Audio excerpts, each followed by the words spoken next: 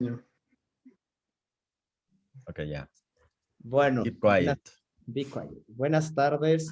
Estamos dentro de la sesión 10 de la Asociación Mexicana de Historia Económica, las quintas jornadas de esta asociación, y esta vez nos toca presentar el libro, el nuevo libro del doctor Javier Pérez Siller, que lleva por título La instauración de un régimen fiscal, base de la oligarquía porfirista, que está recién salido del horno y que nos da el privilegio de presentarlo dentro de estas jornadas y más dentro de esta mesa.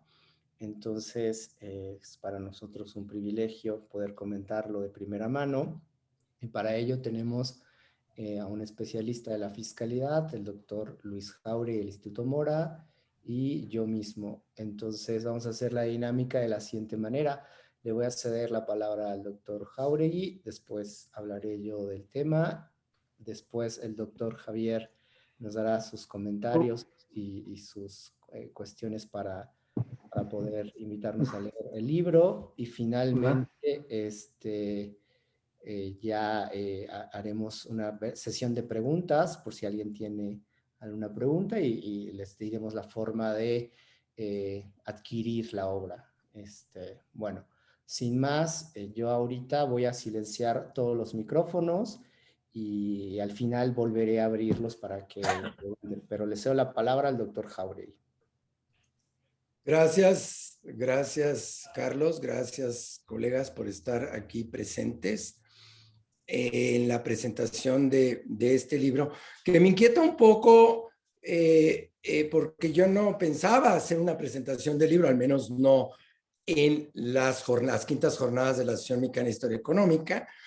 Ya había recibido el libro, ya había empezado a leerlo, pero en realidad no tenía planeado hacer una presentación. Así es que de entrada pido una disculpa si no es todo lo que debe de ser, pero supongo que Carlos va a hacer un complemento o incluso a un sustituto de lo que yo diga.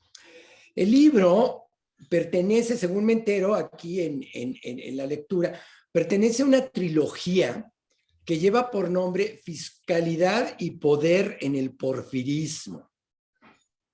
Y el autor es muy claro, se trata de una visión que quiere encontrar los orígenes de la clase dominante entre la República restaurada y los inicios de la República, de la Revolución Mexicana. Nuevamente es como una trilogía, forma parte de una trilogía. Fíjense, me lo imaginaba como, cuando salieran los siguientes 2 volúmenes, me imaginaba como una caja de mi Game of Thrones que leí yo cuando salió. Entonces, el autor nos va preparando para los siguientes 2 volúmenes, lo cual luego comento al respecto, ya olvidándome de la trilogía de Game of Thrones, pero es una buena analogía. Este primer libro refiere a los cambios fiscales, administrativos fiscales y jurídicos del periodo que va de la República Restaurada 1867 más o menos al final del Porfiriato. Este primer libro es como un abrir de boca para los siguientes 2 volúmenes que tratarán el segundo de la actividad económica del mismo periodo y el tercero del poder bancario y financiero. Y lo que yo hago ahora es presentar este primer libro que lleva, como ustedes ya vieron en el cartel por título, Instauración de un régimen fiscal base de la oligarquía porfirista. No sé por qué me da la impresión a mí que los títulos son hipótesis. Y pues con este título, el autor nos avisa que es lo fiscal lo que va a determinar la conformación de la oligarquía porfirista. Y el objetivo en el libro es detectar los mecanismos de dominación que se van a construir durante el porfiriato. Ahora, no es un libro digamos, de conceptos o de grupos sociales incluso, aunque sí un poco tiene que ver con eso. Más bien es un libro que utiliza la ventana fiscal para encontrar este asunto de la formación de una oligarquía, de la oligarquía porfiriana del Estado liberal oligárquico, etcétera, etcétera, que no usa esos términos, pero que los conocemos desde hace muchos años. ¿Por qué la ventana fiscal? Porque Javier parte del convencimiento de que lo fiscal toca cambios en lo administrativo, en las dimensiones del gobierno, en las capacidades de financiamiento del gobierno, en la conformación burocrática del gobierno, lo cual me parece relevantísimo para este periodo y en este momento de la vida, pero fundamentalmente para este periodo, porque lo que vamos a tener después de la Primera Guerra Mundial son los grandes estados burocráticos, con el advenimiento del estado de bienestar y las nuevas actividades o todas las actividades del Estado, de manera que abordar la burocracia, término me parece despreciado por el general de los científicos sociales, fuera de, digamos, los que seguramente estudian a Max Weber y cosas así. ¿Por qué? Pues porque burocracia suena como rutina, suena como seguir un reglamento, suena como interés avieso y que detiene el progreso social, etcétera. Nada de eso ocurre con los estudios de burocracia recientes, que son pocos, pero veo muchos en el horizonte.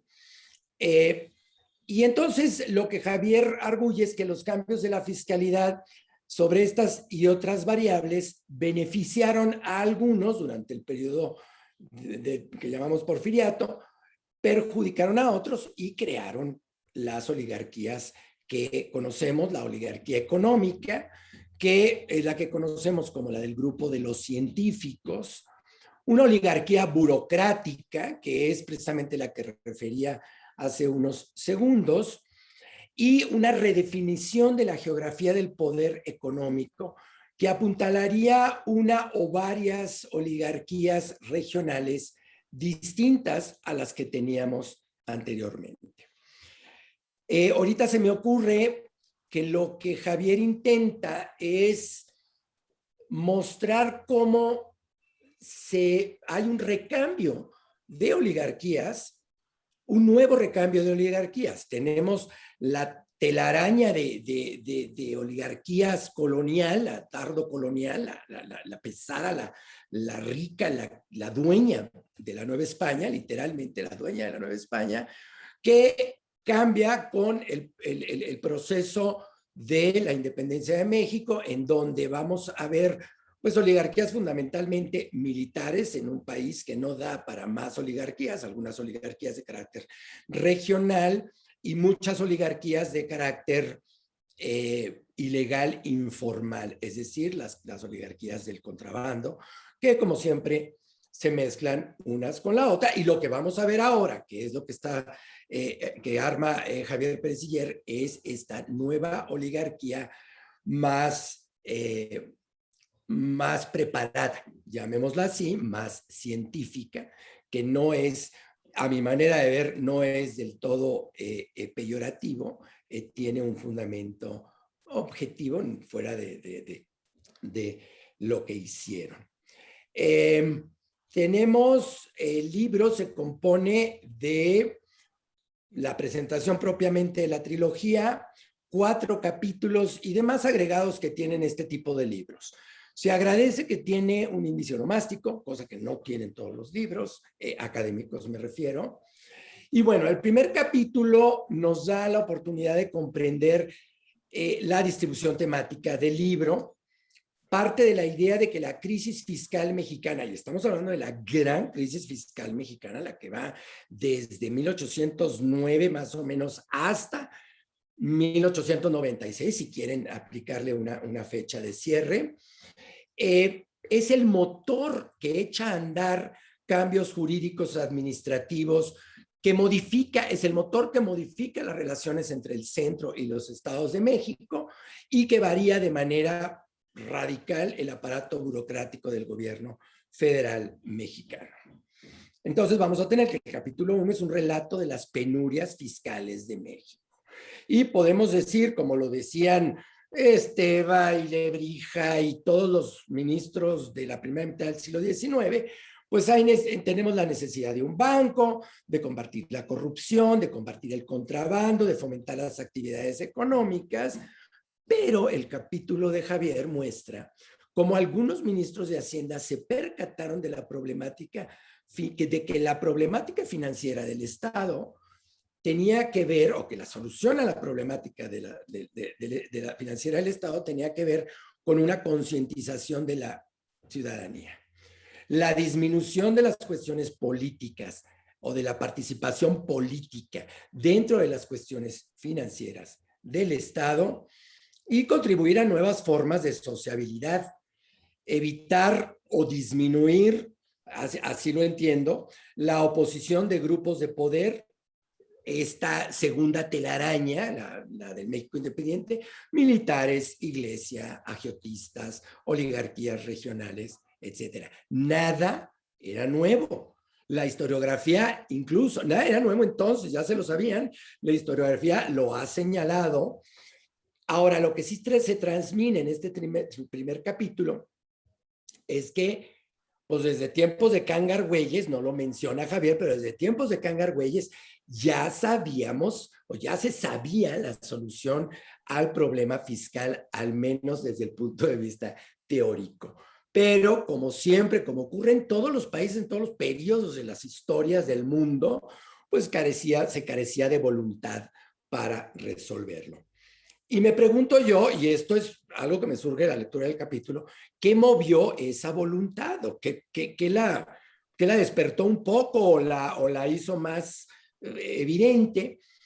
Pues el capítulo me lleva a pensar que fueron las invasiones extranjeras, la pérdida del territorio, la pérdida de la soberanía, la inoperancia del acto de defender una red de intereses que vienen desde la última parte del virreinato y que se mostraron inservibles frente al embate de ejércitos extranjeros. Esto tampoco es nuevo, lo sabemos. Luego voy a decir en dónde radica propiamente, digamos, la aportación de este primer capítulo del libro de Javier. Primera es que no me parece una mala idea como preámbulo para el capítulo 2, en donde podemos afirmar de entrada que México aprendió de sus errores, pero también aprendió a observar al extranjero. Y en esta sección vemos las reformas e intentos de cambio de Matías Romero. El análisis de las reformas administrativas que muestra Javier es claro y completo. La idea que me queda de la lectura, nuevamente, esto es algo que cada quien lee lo que le da la gana, y yo soy muy de esos, es que Matías Romero no inventó nada. Únicamente se tomó la molestia de, 1, ver el pasado. 2, conocer la geografía del país. Fíjense, Matías Romero, que era oaxaqueño, conocía, no sé si han ido a este lugar que está allí en Tacubaya, que tiene mapas y que tiene bien estilero el lugar. Hay unos mapas que él encargó. Él conocía la frontera de México con Guatemala, la selva, aquella selva y aquel río y aquel todo eso. Esto es algo que le digo mucho a mis alumnos. No es lo mismo un político que esté en la Ciudad de México, acá en su oficina.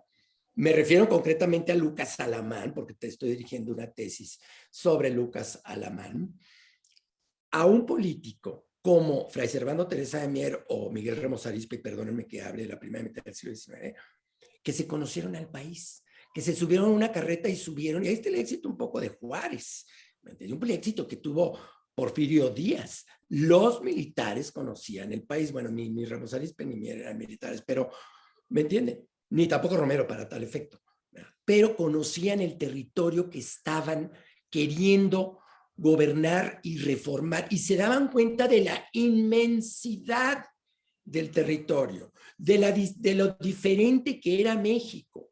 Cuando tú conoces las diferencias de México, digamos, entre Chiapas y Tamaulipas, pues entonces tienes distintos aspectos de negociación, distintas formas de negociar algo, lo que sea. Y esta gran reforma, primero la administrativa, pero posteriormente la de carácter económico fiscal, pues sí requirió de un gran trabajo de negociación. Tercero, Matías Romero aprovechó la tecnología de la época. Él ya había estado en Estados Unidos, ya había viajado a otros lados, sabía que ya se había inventado el telégrafo y que el telégrafo funcionaba fundamentalmente para eficientar las labores del gobierno. Eficientar, palabra fea, pero que dice lo que quiero decir.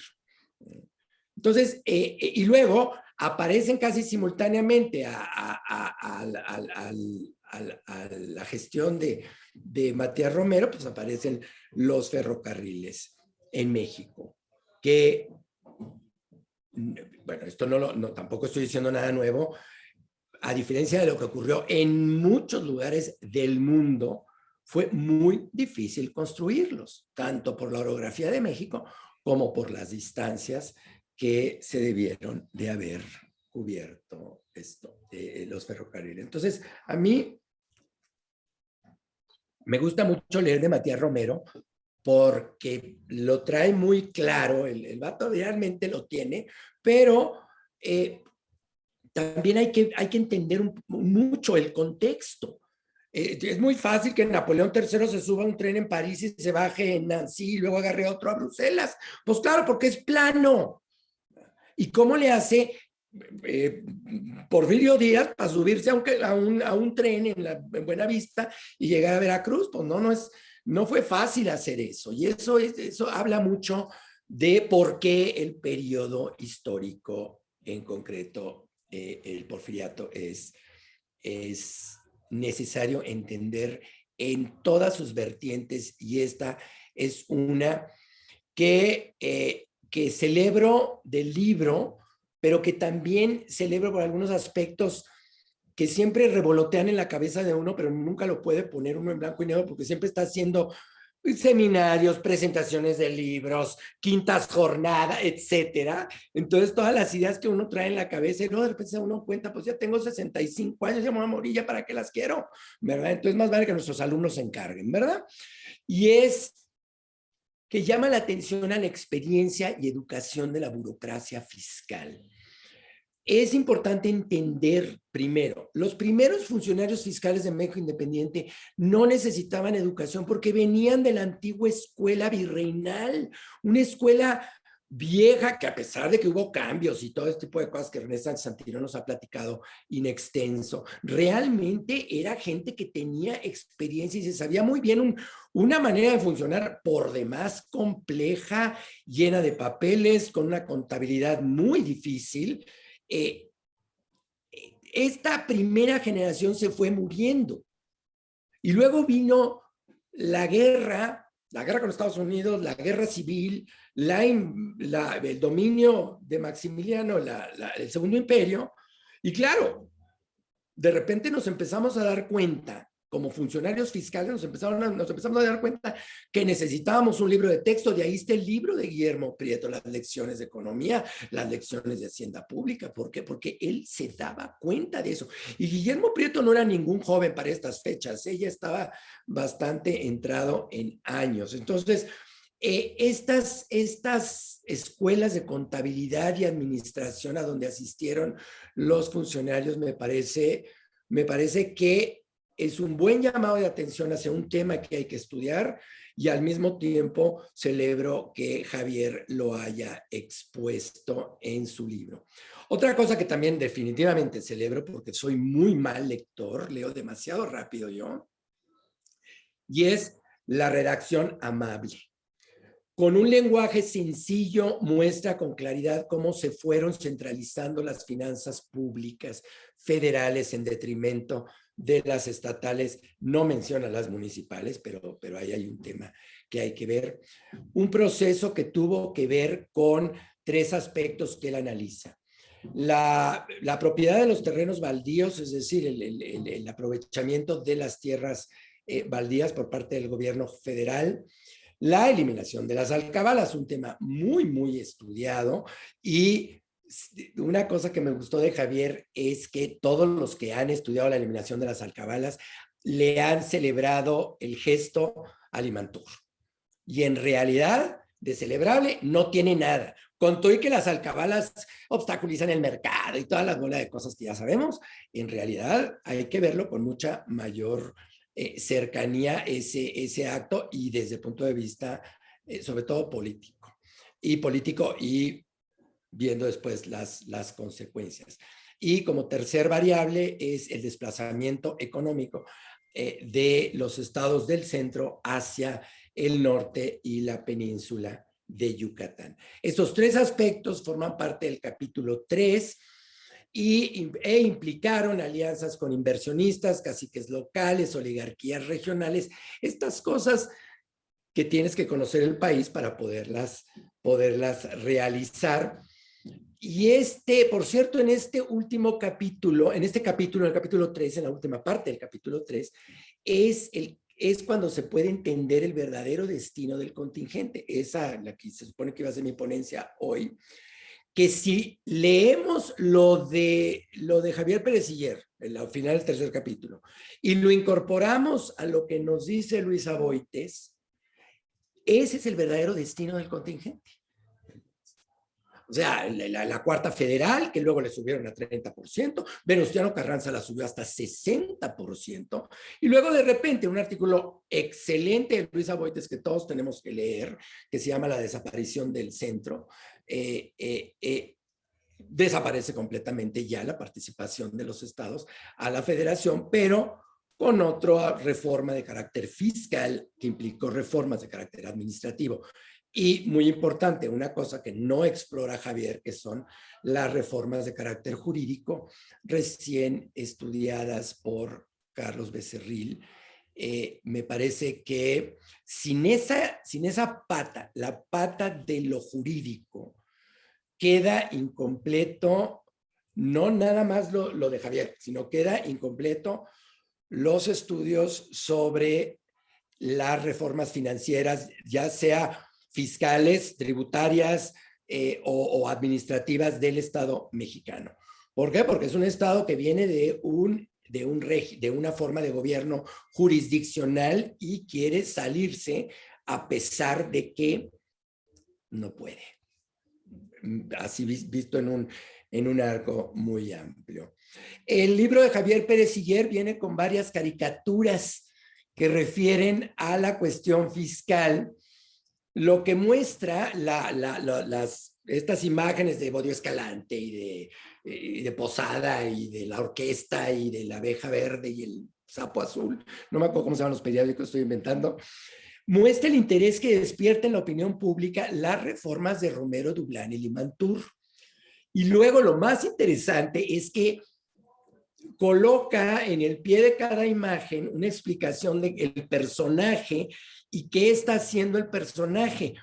Porque yo me he pasado mi vida viendo esas caricaturas y digo, no, pues qué padre, porque lo único que reconozco, y eso ya de viejito, es a Porfirio Díaz, probablemente a Limantour. ¿Por qué? Porque como algunas gentes vienen así como muy, son de imagen muy identificable aún en caricatura, lo cual agradezco mucho y me parece un tino, una cosa muy, muy, muy amable para el lector.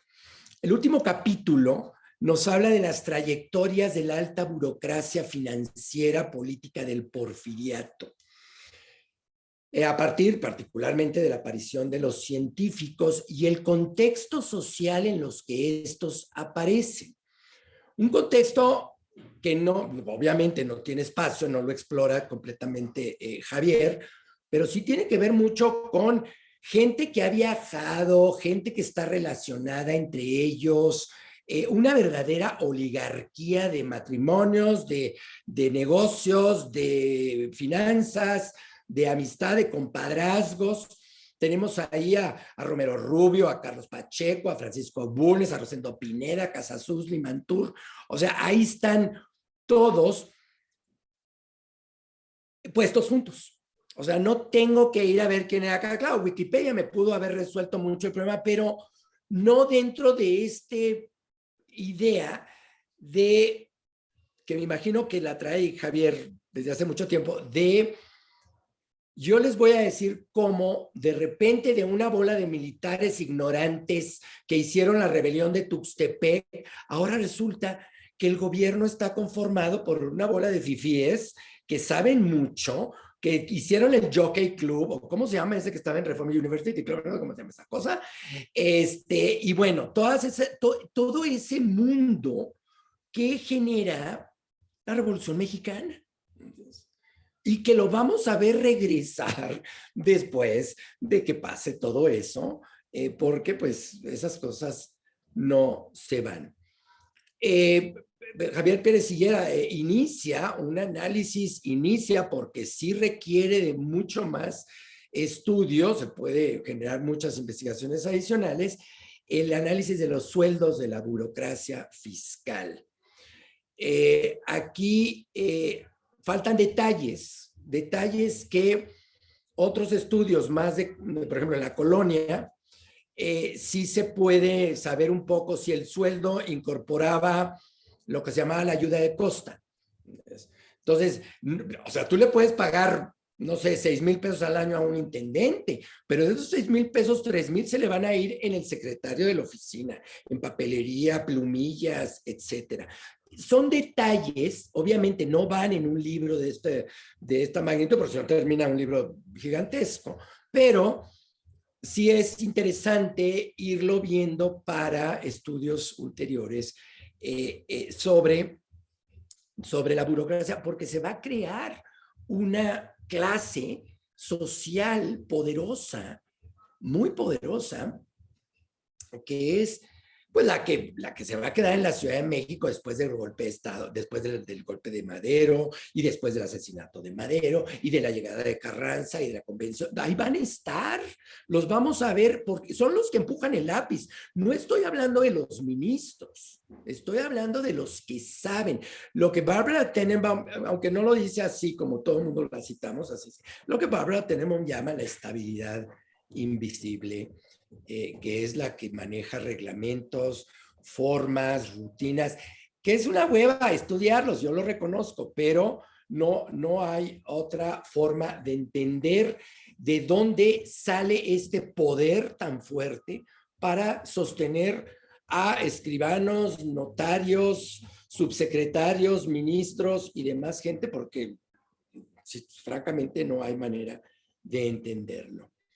Se agradecen los mapas, son esclarecedores y agregan una dimensión importantísima en la historia fiscal, que es la geografía fiscal, pero no agradezco que son muy pequeños, no se ven, tuve que sacar la lupa, y ni aún con la lupa, están muy chiquitos, y ahí hay un montonal de información que se está perdiendo.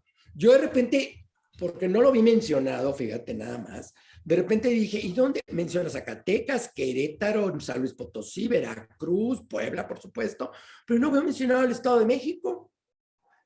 Y a mí me parece que una buena parte del problema federal tiene que ver con que trae pegado el Estado ese desde el año 3.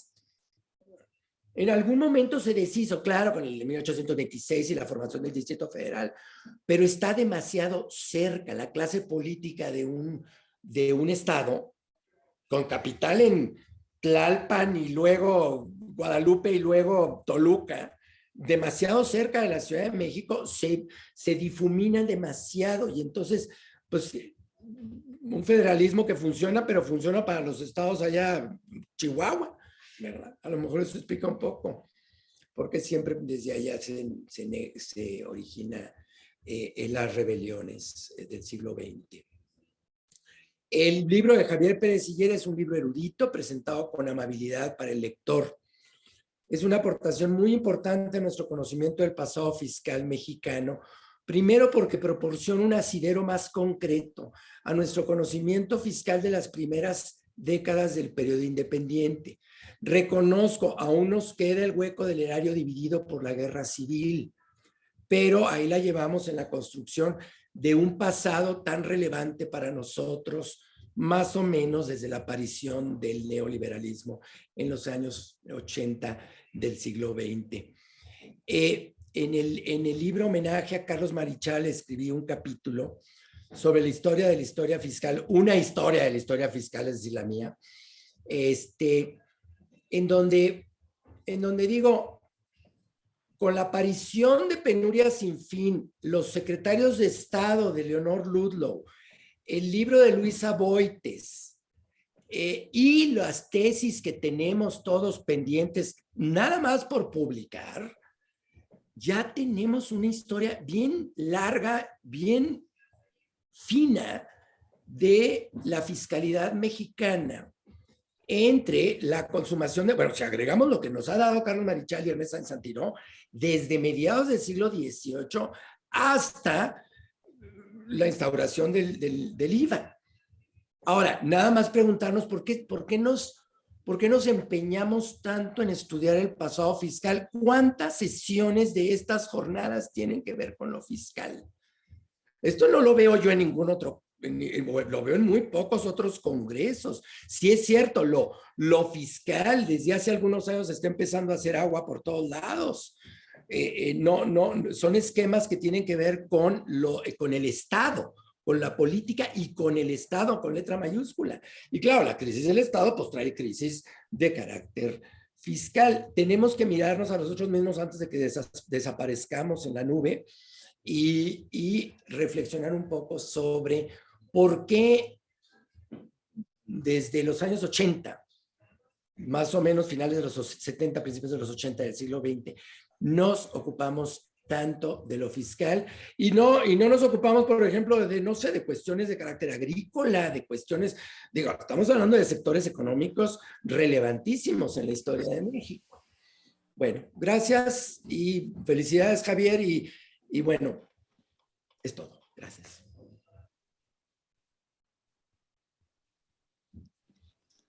Gracias, Luis Jáuregui. Lo bueno que no lo habías preparado. Está muy bueno, está muy divertido. Bueno,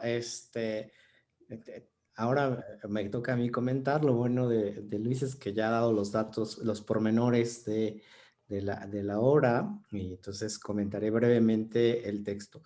En 1906, Justo Sierra había escrito que en 1867 México había conquistado su derecho indiscutido e indiscutible de llamarse una nación, y señalaba que con el triunfo de la República sobre el imperio, que por recomendación del doctor Jáuregui no le decían segundo imperio, le decían imperio.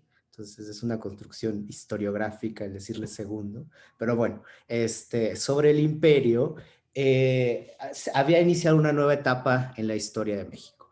Pero punto y seguido, sigue diciendo Justo Sierra, México había quedado bajo la influencia de Estados Unidos, y dice Justo Sierra, con sus instituciones México saldría adelante en el progreso de las naciones.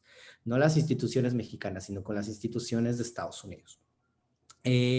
Más adelante, bueno, esto también Ignacio Vallarta lo va a repetir hasta el cansancio, y van a ser estadounidenses de closet, porque don Porfirio y don Yves Limantour los van a llevar por la vía un poco más francesa, pero van a estar ahí presentes.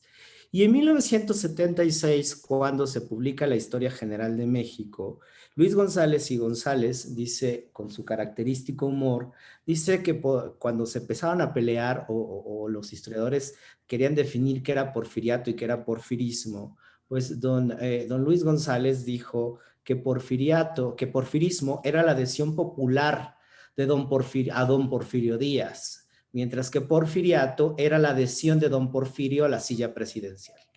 Entonces este libro tiene características muy interesantes. Primero que nada, habla de la instauración de un régimen fiscal, que así se llama, con base en una oligarquía, la oligarquía porfirista. Y eso, como lo decía el doctor Jáuregui, tiene que ver con la sobrevivencia o como un Estado, ahora sí ya un Estado-nación, trata de sobrevivir y encuentra en las finanzas públicas lo mejor que podrían hacer para sobrevivir, pero sobre todo en algo que siempre se le dijo a toda la República Mexicana y que quiero proyectar en este momento, simplemente la cita de donde lo estoy sacando, porque es estremecedor ver que estos mexicanos del momento lo saben, pero simplemente lo tienen por ahí un poco guardado, y sigo insistiendo, lo tienen más o menos por allí, pero no les gusta decirlo, les encanta estar en el closet todo el tiempo, pero lo dicen aquí, dicen que la historia de los pueblos demuestra que las formas de gobierno influyen menos en los destinos que una buena administración, ¿vale? Y entonces dice, no se puede conocer este instrumento que no es otro que el que no se han servido otras naciones que no son para planificar sus programas políticos, dice, si no es otro que no sea un sistema administrativo.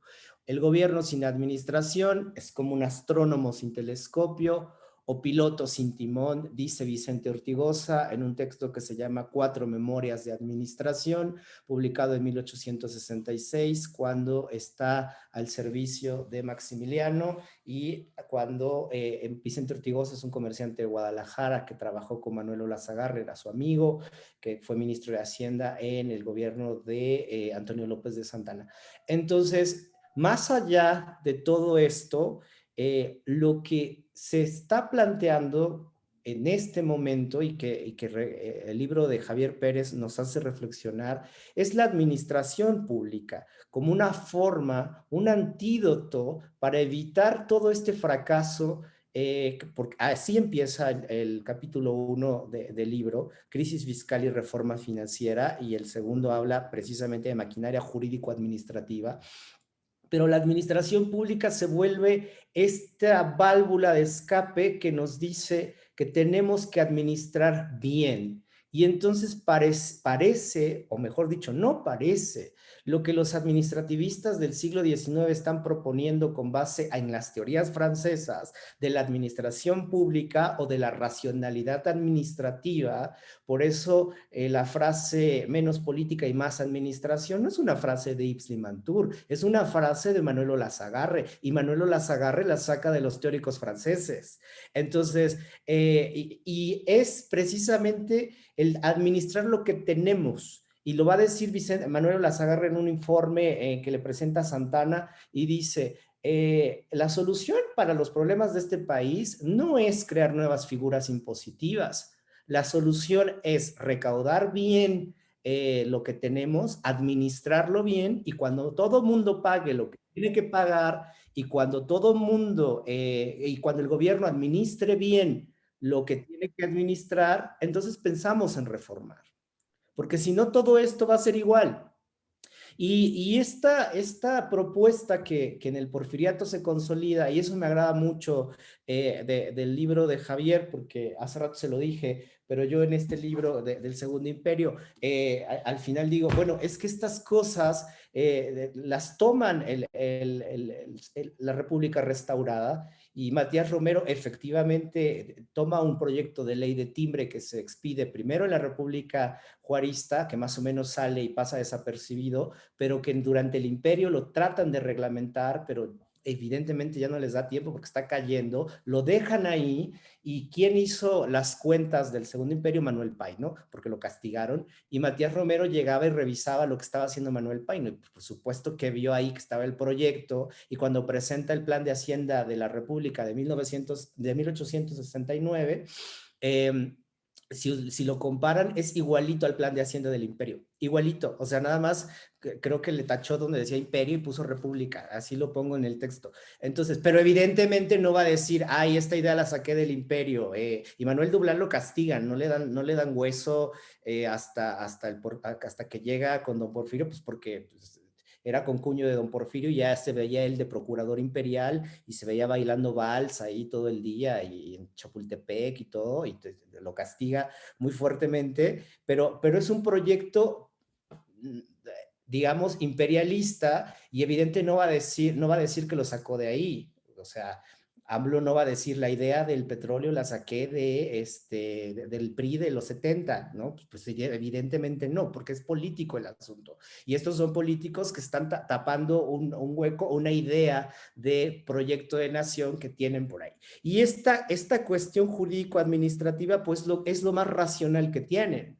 Es una racionalidad administrativa que además está sustentada en la resistencia. El capítulo 1, el problema tercero, y solo voy a decir las cosas más importantes para que lean el libro, porque este es como el tráiler de la película, para que lo compren y bueno, no si lo quieren comprar, pero para que lo lean, para que se interesen, es la oposición a la reforma. Y en la oposición, siempre que hay una reforma hay opositores, porque si no, no hay una reforma o no se entiende. Siempre hay una oposición y la parte administrativa es la que permite que esa oposición se reduzca en la medida en que no están modificando una cuestión sustancial. Ahí rescato una frase del doctor Jauregui que decía en algún momento en la presentación de ese libro, pues sí, pero cuando reformas y no reformas de tajo, pues estás beneficiando a élites en el momento y las demás pues se quedan así.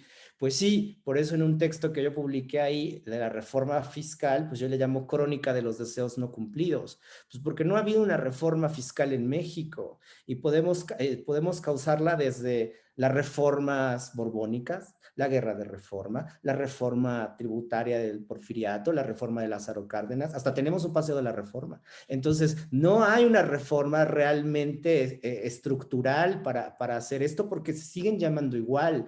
Le quieren llamar que ahora es una coordinación, pero sigue siendo lo mismo. Entonces, han encontrado en la vía administrativa, por eso lo dice Javier Pérez Siller, dice del poder republicano a la élite administrativa, y ahí juega un papel muy interesante la vía jurídica, que Javier cita un trabajo mío que ahora ya es libro. Ay, yo sacando mis libros. Cómprenlos. Que ahora ya es libro, que me sentí muy honrado en que me citara, que es como si Madonna cantara un cover de Billie Eilish. Entonces dices, ay, te está cantando. Pero bueno, entonces me sentí muy honrado, pero es muy importante porque el juicio de amparo en materia fiscal en el porfiriato es un engaño. Es un engaño para que las élites y los de abajo crean que tienen acceso a la justicia fiscal, en este caso, y sí la tienen. Nada más que el costo de oportunidad de acudir a un tribunal que les va a resolver es distinto si son de la élite en el poder, que paga mucho dinero de impuestos, a una persona que no los paga, pero el derecho está ahí. O sea, si yo gano 3 pesos y me cobra el despacho de abogados 50,000 pesos solo por interponer el amparo, y si lo ganas te cobra otros 50,000 y tú ganas 3, pues que Dios lo bendiga, ahí le quedo, sigo pagando mis 3 pesos al mes.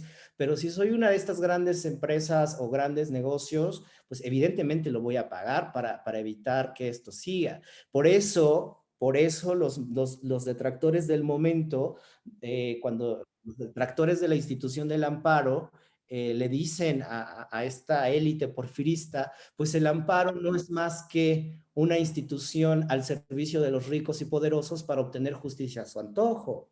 Pero cuando la revolución triunfa y hacen la nueva constitución de carácter social, como quieran llamarle, y quieren cambiar el amparo no lo toquen, que se quede así. Oiga, pero no era una institución de los ricos y poderosos.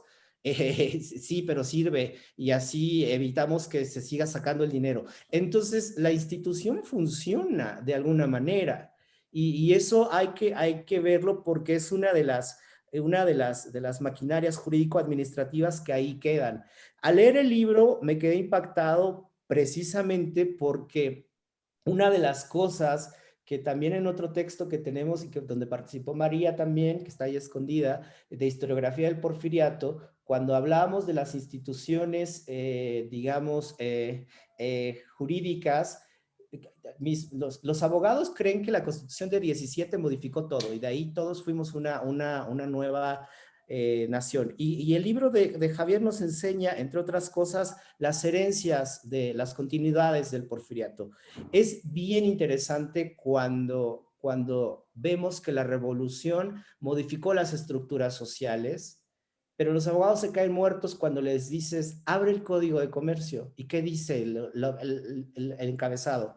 El encabezado dice, Porfirio Díaz a los habitantes hace saber el siguiente Código de Comercio. Entonces, si la materia mercantil y económica era la base de la explotación del porfiriato, ¿por qué yo, abogado de 2021, aplico un código que expidió don Porfirio Díaz? Pues no estaba la base de la explotación ahí.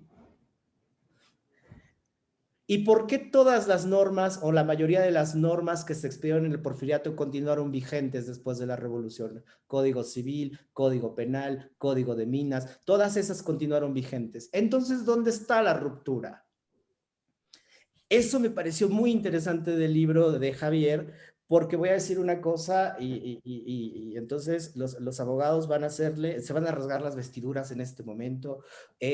¿Por qué? Porque las instituciones del porfiriato son la base de la estructura jurídica postrevolucionaria y moderna y modernizadora del Estado postrevolucionario mexicano. Nos guste o no nos guste.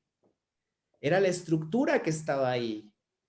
Ya, y con eso inicia todo eso. Entonces, me agrada muchísimo esa parte y la celebro muchísimo. Otra parte que me gusta muchísimo es el capítulo 3, las relaciones entre el centro y los estados. Y ahí también tendría, cuando estaba leyendo el texto, no lo dice Javier explícitamente, pero lo tiene claro, es el centro y los estados, un verdadero federalismo fiscal. ¿Por qué digo que lo tiene claro? Porque lo pone entre signos de interrogación. ¿Hay un verdadero federalismo fiscal? Yo diría que sí, porque el federalismo fiscal se basa en que cada ente que compone a la federación tiene sus propias facultades fiscales que la propia Constitución le ha dado y que ella misma se reserva para que los estados ejerzan las propias dentro de ellas. Y aquí está así. Hay una cosa que es un medio de control constitucional, que es el amparo.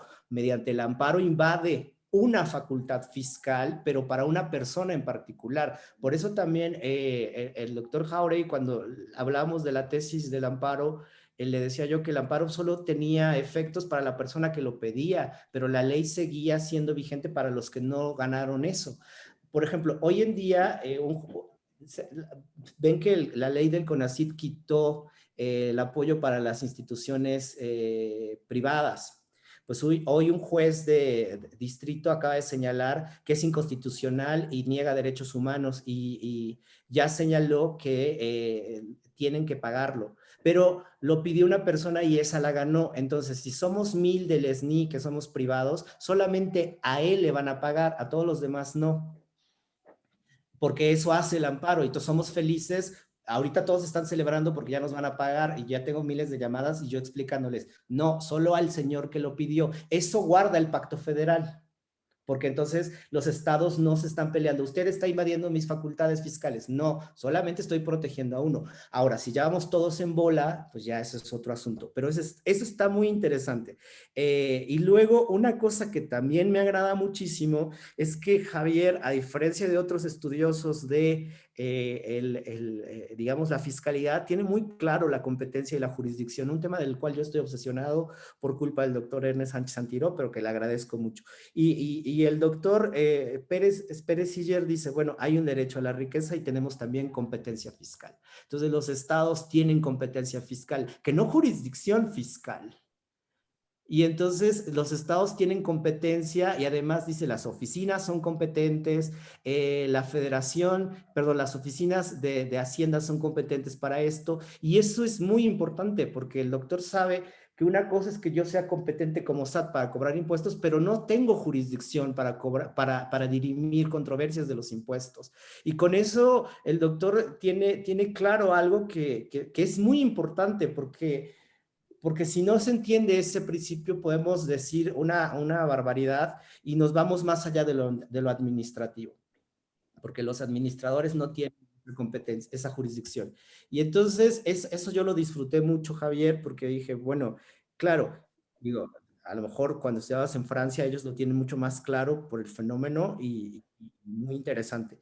Y otro asunto que también me gustó sobremanera fue el mundo de la burocracia. Y en eso los invito a leer, todo el libro digamos, es invitación a leer, pero el mundo de la burocracia es increíble porque nos habla de algo que esta administración, bueno, no esta, que la administración, al menos desde Vicente Fox para acá, señalaban que era como un cambio en toda la administración que había habido, la profesionalización del servicio de carrera, que decían ellos, que esto, decían, ahora ya no van a entrar por palancas y no sé qué tanto, y cuando lees cómo se profesionalizaban, en una clase que invité a la doctora Quintanar, también decía cómo tenían que entrar, qué tenían que hacer, etcétera, etcétera, pues evidentemente es una profesionalización, están tratando de que esto se mueva, que pase. Y Manuel Olazagarre, lo vuelvo a repetir, es todavía más incisivo.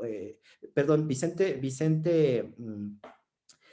bueno, el que cité hace rato, es todavía más inquisidor y dice, Vicente Ortigosa, dice, es que básicamente si la administración fiscal y pública fuese eficiente, daría igual que nos gobernara un emperador, un dictador, un presidente, lo que sea. O sea, daría igual, porque la administración pública podría caminar así. Se podrían cobrar impuestos, la basura pasaría, todo. O sea, pues a nosotros qué. Y se podría comparar lo que dice, si no hubiera llegado la revolución, quizá el titular del poder político del momento simplemente sería un cambio del titular que firmaba los papeles, ¿no? Y ahí hay un concepto que el doctor Jaure nunca ha podido pronunciar, pero que tengo un texto que de hecho yo lo uso mucho, que es administrativizar la hacienda pública. Es decir, poner procesos. ¿No? Decía un profesor en la náhuac, es que son muy peligrosos los robots, y le digo, no, son peores los administradores, porque si encuentran un proceso que haga mi trabajo y que yo nada más venga a hacerlo y que formato 1, 2, 3 y 4, pues ya para qué me quiere usted aquí. O sea, ya nada más se inicia el proceso y ya nos vamos todos. Entonces, bueno, y finalmente la figura de Yves Limantour. Ahí la única sugerencia que tengo de todo el texto, porque me encantó, habrá que leer la tesis de la doctora Quintanar, El poder detrás del trono, es una cosa muy interesante. Hace rato que la ponencia que nos presentó el doctor Javier Pérez Siller nos mostraba una fotografía, yo casi caigo muerto, Javier, cuando va caminando Yves Limantour y al lado va don Porfirio, parece que él es el presidente y el otro es el chacho, ¿no? Entonces dices, ¿quién es este personaje que parece tomar protagonismo? Y es que don Porfirio, si tenía una cosa, yo no soy tan fan del porfiriato, creo, pero si tenía una cosa es que él sabía un poco escoger a sus colaboradores, ¿no? No era que se parara en la mañana y decía, pues yo tengo y quito y mando y esto es lo que yo digo y si no lo hacen todos están mal. No, él tenía como que ese feeling para escoger a personas que supieran y no tenía este egoísmo de reconocer su capacidad para la materia. Al final él tomaba la decisión, es cierto, pero escuchaba, ¿no? Escuchaba, bueno, este señor sabe de finanzas, yo sé de cómo se arma un rifle y cómo se come las memelas y todo esto, no sé más de otra cosa, pero él sabe de finanzas, entonces los escuchaba y me agrada. Y el régimen fiscal, base de la oligarquía, yo creo que sí, y espero con mucho gusto la última parte, las otras dos partes del libro, y la única pregunta que haría, más allá de que si es la base de la oligarquía, yo diría lo siguiente: ¿tú crees que el sistema fiscal, porque este ya es un sistema, ya no es un orden fiscal, ¿tú crees que el sistema fiscal del porfiriato, y es una pregunta medio tramposa porque creo que tengo la respuesta, pero tú crees que el sistema fiscal del porfiriato o algún resabio por ahí está incluso en nuestros días todavía? Y con eso cierro y te cedo la palabra a ti.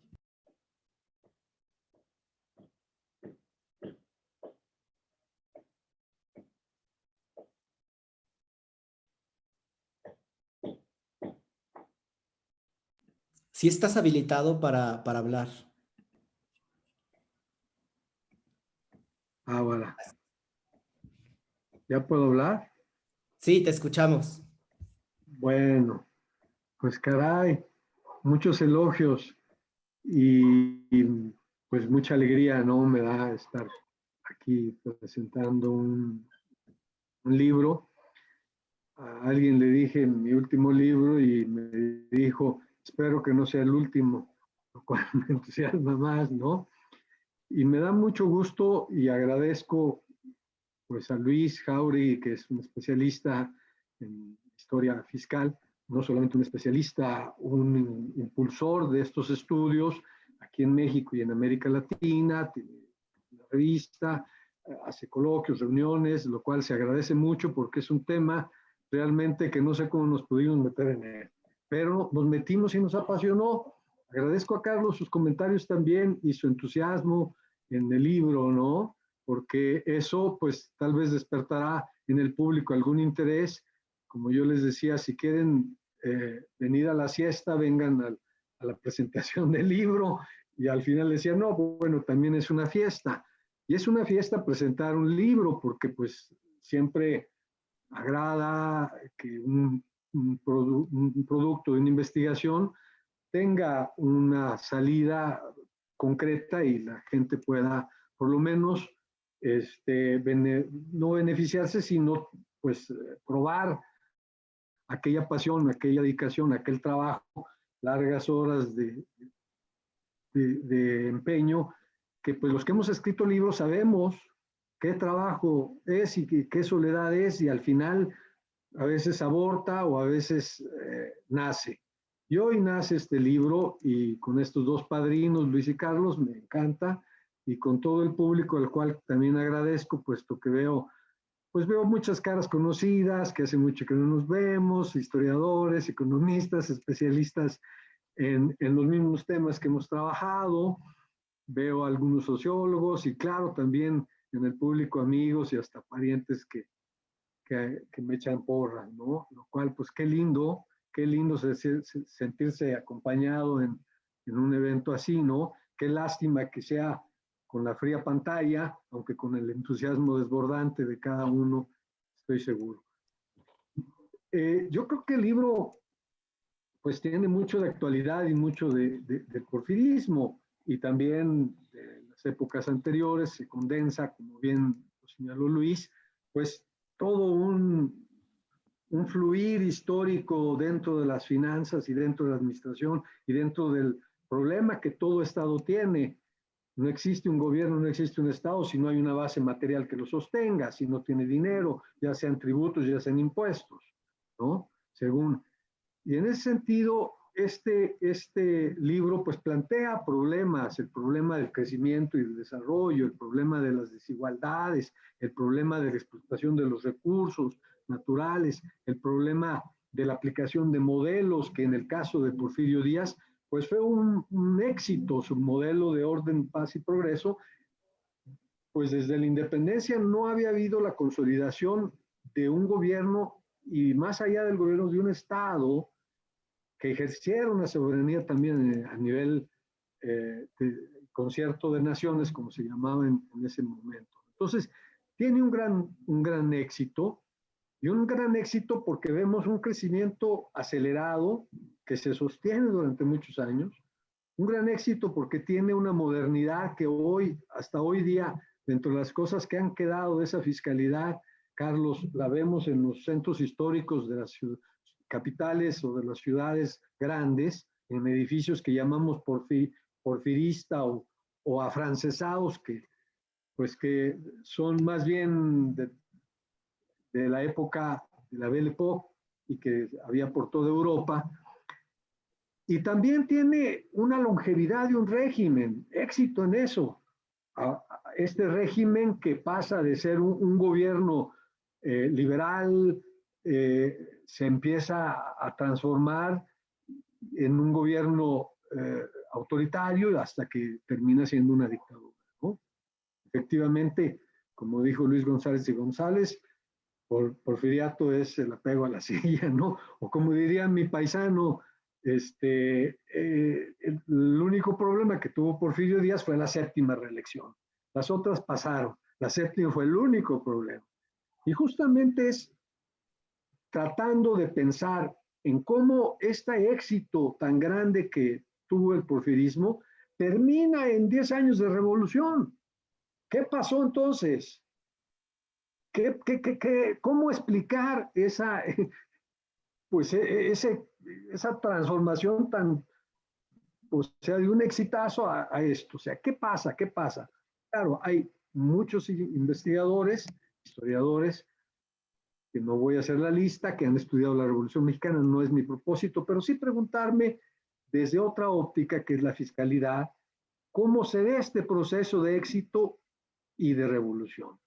¿En dónde se anclan estas raíces que permiten que las desigualdades afloren en movimientos revolucionarios, ¿no? O que el éxito sea un fracaso, ¿no? Entonces, en ese sentido, creo que nos interpela sobre los modelos y la aplicación de modelos, en ese momento un modelo liberal, no como ahora, que es neoliberal. Para allá el liberalismo también era republicano y después hizo necesariato, ¿no? Ya no republicaniato, sino necesariato, que fue pues, la necesidad de día, ¿no? Y entonces digo, ¿qué es eso de la fiscalidad? Porque pues todo el mundo va y paga el IVA, pues porque lo tiene que pagar, pero si te dice paga tus impuestos, como los franceses, cada año, al final del año, y entonces dices, puta, le tuve que ahorrar durante 10 meses, 11 meses para cubrir los impuestos sobre mis ingresos, entonces tomas conciencia de que pagar impuestos es sostener un Estado y recibir entonces algo a cambio, ¿no? Y entonces tomas conciencia que el primer efecto del tránsito de la soberanía real de los reyes a la popular es justamente la capacidad que tienen los ciudadanos para elegir representantes que digan cuánto te toca contribuir a la colectividad y que digan cómo se usa el dinero que todos contribuyen para el bienestar y la felicidad de esa colectividad. Entonces nos damos cuenta que la fiscalidad no solamente son los impuestos, no solamente son el derecho tan amado de Carlos Becerril sobre el derecho fiscal y tan estudiado y con tanta luz que nos da sobre él, ¿no? Sino también es un problema de las relaciones más profundas de la sociedad, porque implica la producción y reproducción de la sociedad y cómo se distribuye la riqueza en esa sociedad y cómo legitimas que esta parte de la riqueza se distribuya para los extranjeros, para los industriales, para los agricultores y otra para el Estado. Entonces, la crisis fiscal, que fue el concepto que emerge y que se hace en este libro, es justamente explicar que la crisis es un problema político de distribución de estos excedentes que produce la sociedad y al mismo tiempo de una política económica para que el pastel sea más grande, porque si no hay pastel más grande, ¿cómo quieres sacar más tajada? ¿No? Y cómo la reforma fiscal pues va a satisfacer esa necesidad de crear más pastel, pero sobre todo de imponer una manera de distribuir ese pastel. Y es ahí que la legitimidad de la fiscalidad se apoya en la guerra de reforma en el sentido amplio del término que termina en 1867, ¿no? Es decir, una reforma contra un poder que sustentaba una riqueza y que se va a distribuir y va a crear otra nueva grupo de poder, nuevos ricos, pues, y esos nuevos ricos van a ser los que en el porfirismo van a impulsar esta modernidad, ¿no? Entonces hay como que todo un conjunto que pues trato de pensar desde la fiscalidad, que es muy aburrido porque hay que contar y contar y contar y contar y libros sobre qué es el impuesto y cómo se define y cómo se cobra. Y decir impuesto, o sea, es imponer la obligación de contribuir a la colectividad. Pero imponer implica también vigilar que yo cumpla con esa obligación. Y si no cumplo, pues es castigar también. Entonces, esta parte de los castigos que vamos a ver en la segunda parte de la trilogía, bueno, esto es lo que hay que decir, que el libro forma parte de una trilogía, y si me permites, Carlos o Iliana, compartir, les podría compartir entonces una imagen para, ¿dónde está? ¿Dónde está? Espero que pueda compartir, no sé si... Es como Star Wars esto, es una trilogía. A ver, ahí está. No sé si la están viendo. Sí, Bueno, entonces, yo ya no veo a nadie, perdón. Déjenme hacer otra cosa. Porque si no veo la cara que tienen, parece que se están durmiendo y entonces, como le digo a mis alumnos, pues no se vale, ¿no?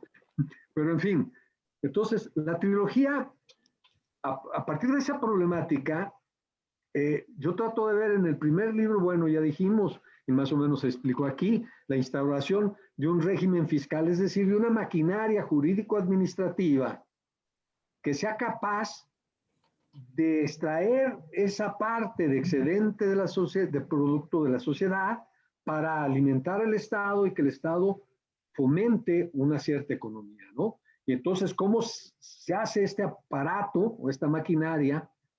Y luego, ¿cómo se relaciona entre esta jurisdicción de esta maquinaria central con los estados como se había visto, ¿no? Y cómo, pues, me permites tú que quítate tú para ponerme yo, dame el pedazo de pastel y por qué, pues yo, etcétera, etcétera, todo esto. Pero luego, ¿cómo se forma también ahí a la burocracia que va a manejar esta fiscalidad? Ahora hay que decir, la máquina, yo les podría, bueno, ahorita les explico eso. La trilogía entonces sería, el primero sería este estudio muy centrado en esta maquinaria. El segundo sería fiscalidad y milagro porfirista, crecimiento sin desarrollo.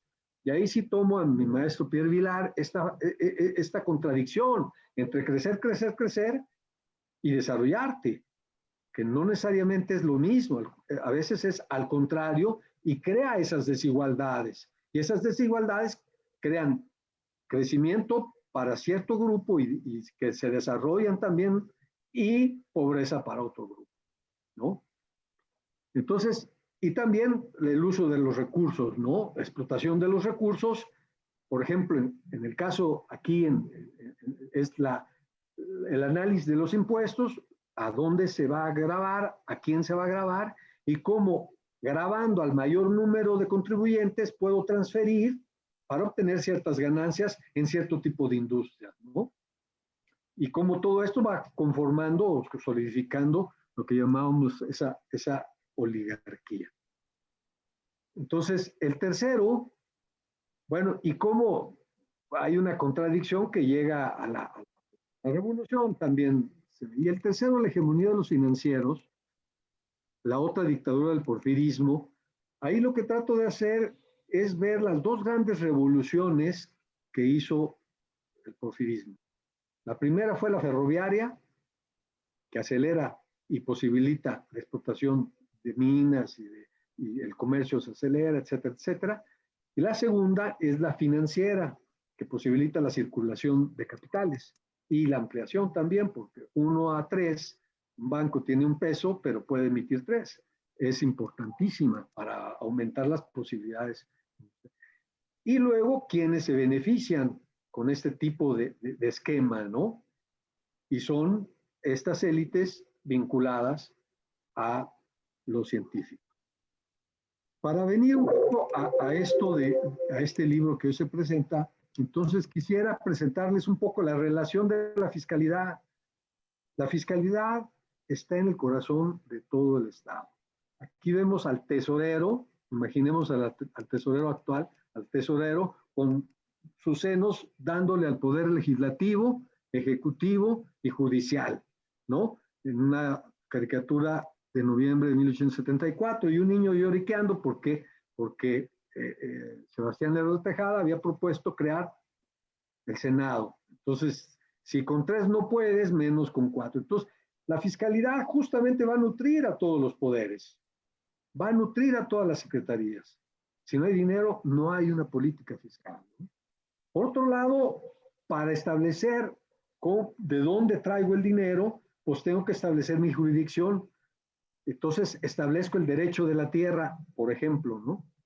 Y ahí vemos un gran, que Daniel, el poblano, por cierto, también, Daniel Cabrera, pues hace este monumento a Carlos Pacheco, que es el ministro de Obras Públicas, de Obras Públicas, y que está dando el territorio a las fauces de las empresas extranjeras, ¿no?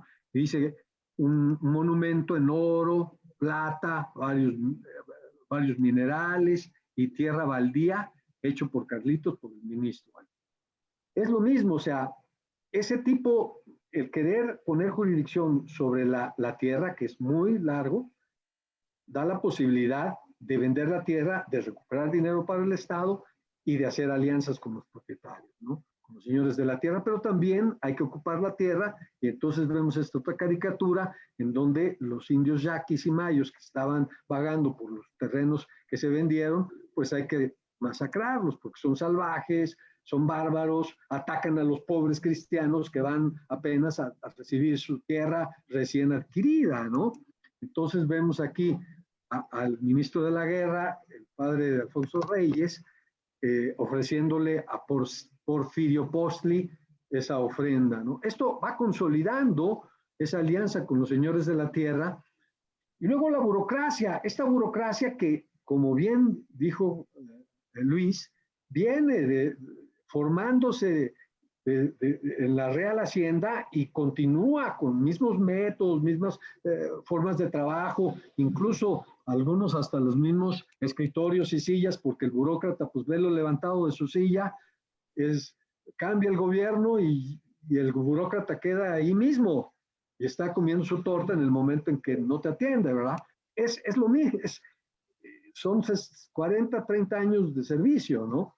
Pero 30 años de servicio en donde entonces hay todo un trabajo para formarlos, aquellos que van a organizar dirigir esta máquina jurídico-administrativa que ya tiene oficinas en todo el país y que extiende todos sus tentáculos para absorber parte del excedente económico, aduanas, oficinas del timbre, que están en cada uno de los correos, por ejemplo, que son 3,000 o no sé cuántos, ahí las cifras, etcétera, ¿no? Y estos burócratas, algunos empiezan a hacer carrera. Uno que es, pues imaginemos que está en una aduana. Pues imaginemos el trato que tiene con los comerciantes. Imaginemos que ese trato, y como se ve aquí, por ejemplo, de esa, que fue, pues que tiene una red importante y luego llega a gobernador del estado, cuando no a ministro como Manuel Paino, ¿no? Además de escritor. Pero él era hijo de otro administrador de la misma aduana. En fin, pero entonces tienes una serie de relaciones en las mismas oficinas regionales, yo establezco ahí de Hacienda, se establecen relaciones con la élite comercial. Entonces eso puede llegar también a impulsarte hasta gobernador. Y la burocracia que está en la Ciudad de México, los científicos, pues ellos empiezan articulando una serie de jóvenes en los años 70, 80, 1970, 80, a partir de discusiones en los periódicos. Uno lo financia Limantur, que es el Foro y la Libertad, y ahí viene Justo Sierra, y ahí viene Bulnes, y ahí vienen unas pléyades de jóvenes que en los 80 se va a ser diputado, que va a votar leyes y que después pues va a dirigir cuando Limantur llega al poder de la Secretaría de Hacienda, después de la elección del 92. Hay una caricatura muy interesante en donde obviamente nadie sabe qué hacer con la cartera, se supone. Traen a Matías Romero de Washington, que era el embajador, traen a Gómez Farías también, y bueno, finalmente después de la elección, Limantur es aceptado por Díaz porque pues ya le hizo la chamba de vamos a gobernar desde la ciencia, por eso los científicos, ¿no? Y claro, todo esto, por ejemplo, Daniel Cabrera le llama el grupo amistoso, ¿no? Por eso digo lo de la actualidad. Y quiero leer lo que dice un refrán en una de las reelecciones de 1892, esta de donde le dan a Limantour. Los miembros del club pancista, él no puede decir del club liberal o del club, porque ya lo han metido a la cárcel tantas veces que otra vez pues ya se las ingenia para no decir, pero decirlo. Los miembros del club pancista proclaman ya su opinión, tajadas y reelección, y se inscriben en la lista del partido porfirista. Por amor a la soleta es como lo que se ponían en las puntas de los calcetines para que cuando se rompían, ¿no? Practicando así con treta la religión del salario, porque Dios es el erario y Porfirio es profeta. No es tan fácil encontrar amistosos que resista a una caja bien provista que todo puede allanar y a un empleado transforma en clubista de ración. Por eso la reelección es asunto grato y bueno, pues con estómago lleno, alegre está el corazón.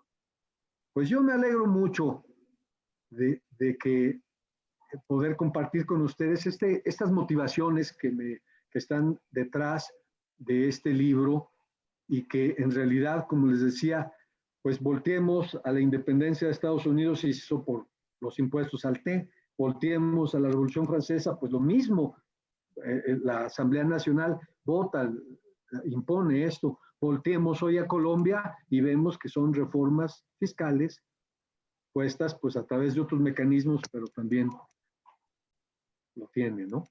Pues muchas gracias por venir todos. Yo no sé cuál sea el protocolo, pero yo me traje un whisky. No sé si alguien quiere brindar conmigo.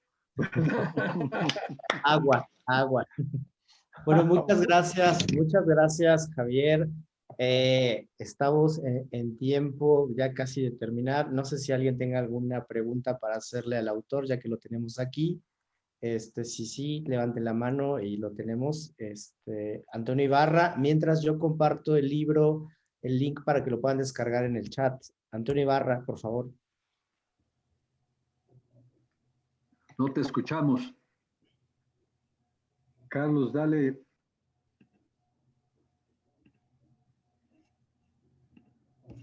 Escúchale para dejarme hablar. Ya estás. Bueno, desde luego, no sobran elogios para el trabajo de Javier. Un trabajo de muchos años, 3 volúmenes que son destilado de investigación de muchos años. Recuerdo tu tesis, muy lindo trabajo, que anunciaba este proyecto en profundidad hace una década, ¿no es cierto? Más o menos. Y estoy realmente muy impresionado del trabajo que has hecho. Yo creo que el primer libro, además de los presentadores, que presumo lo tuvieron en las manos, deberías remitir por DHL a Palacio Nacional con una copia a la Secretaría de Hacienda, porque si este régimen que dice refundar quiere tener solución de continuidad, tiene que ser sobre la base de una reforma fiscal.